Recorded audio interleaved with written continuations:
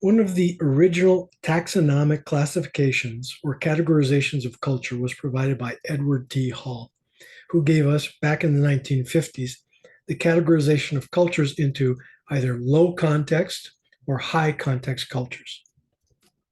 Let's look at these two extremes using our dyadic continuum idea.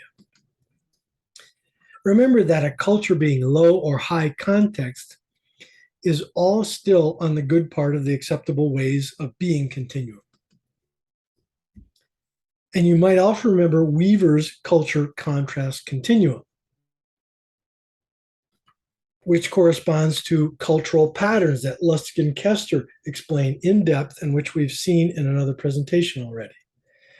But we're now really focusing on the predictability of behaviors based on these patterns, or the patterns of behavior that people from a particular culture follow in aggregate or generally prefer to follow. Weaver gave us a classification system, which can also be called a taxonomy. A common taxonomy is a system of classifying life into the taxonomy of life that begins with the plant and animal kingdoms and ends with species and subspecies. Whereas life taxonomies are more of a yes, contains this feature or trait, or no, it doesn't.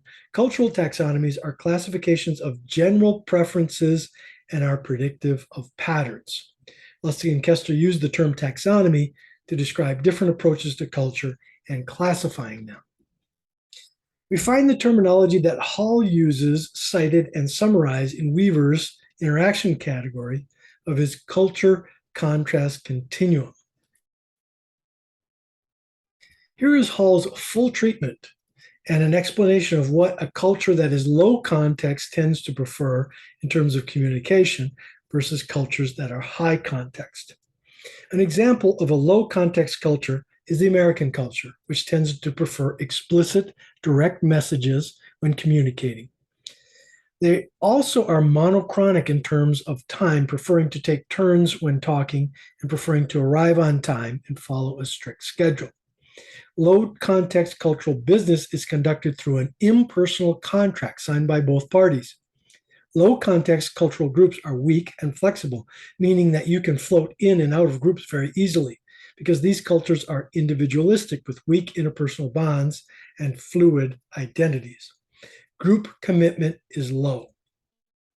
On the other hand, and in the second column, high context cultures are just the opposite of their low context counterparts, and this results in a great deal of possible conflict. High context cultures communicate implicitly and indirectly, where the direct communication and intent is not coded or not transmitted. The code is contained mainly in the person and the person's behaviors, not in their speech. These groups tend to be polychronic.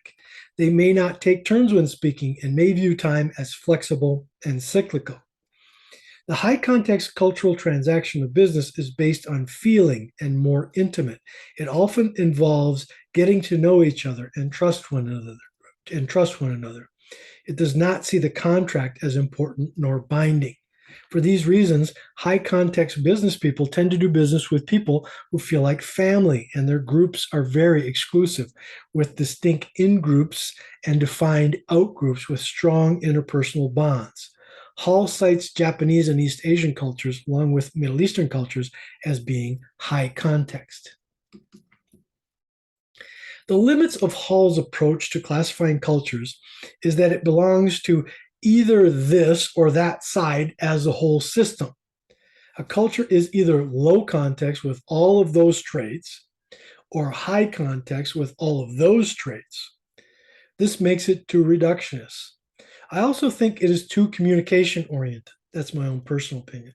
My example of how this does not account for culture entirely is that my experience of Japanese culture is largely high context, just as he asserts, except that they are also very monochronic, which is a low context attribute.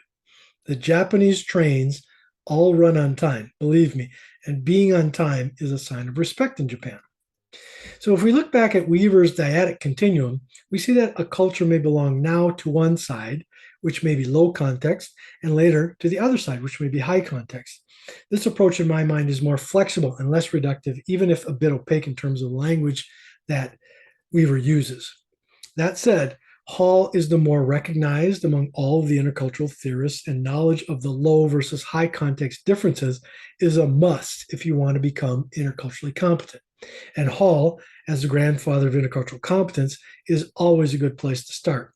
I should also note that most of my students prefer to begin with an understanding of him, and some will never get beyond his taxonomy, feeling it good enough for their purposes. While I use these videos as presentations for the courses I teach on intercultural competence, they're also freely available for anybody to watch. So please feel free to like it or subscribe to this channel as you see fit, or share it. Your feedback is valuable to me to make sure things are clear. And may you find the peace you are looking for.